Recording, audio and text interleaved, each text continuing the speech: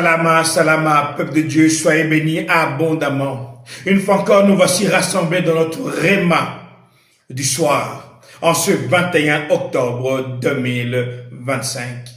Oui, mon frère, ma soeur, toujours les chiffres 21, 2 plus 1, ça fait 3. 3 représente la Trinité, le Père, le Fils, le Saint-Esprit. Dieu est puissant.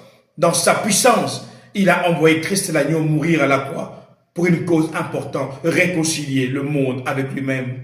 Mon frère, ma soeur, le monde a été fait afin que toi, tu manifestes les œuvres du Père.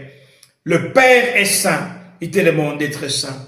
Mon frère, ma soeur, une des choses qui m'a toujours marqué lorsque le Père m'a fait voir les séjours de mort, c'est d'avoir rencontré des hommes et des femmes que j'avais croisés un jour dans ma vie et s'est retrouvé dans ces lieux-là.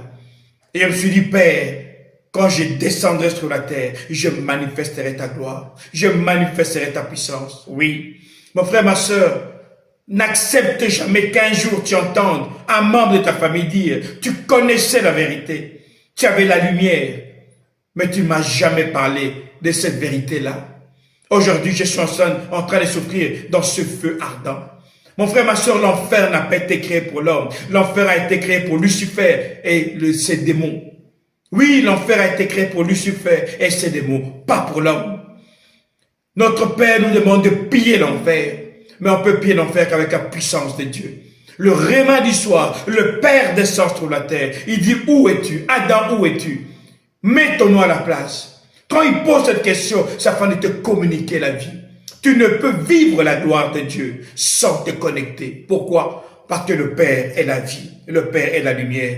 Et il vient afin que tu sois la lumière dans toute ta maison, dans ton quartier et dans le monde entier.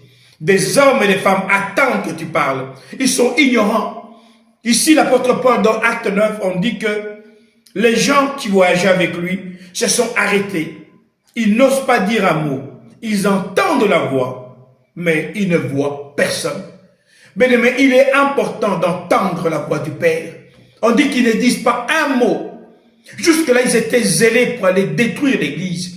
Jusque-là, ils étaient zélés pour aller tuer les chrétiens. Mais ils deviennent tous silencieux. Mon frère, ma soeur, c'est ce qui se passe lorsqu'on rencontre la vérité. Tu deviens silencieux parce que la connaissance ne sauve pas, mais la vérité justifie et sauve. On continue. On dit, Saul se relève. Il a les yeux ouverts, mais il est aveugle. Il a les yeux ouverts, mais il est aveugle.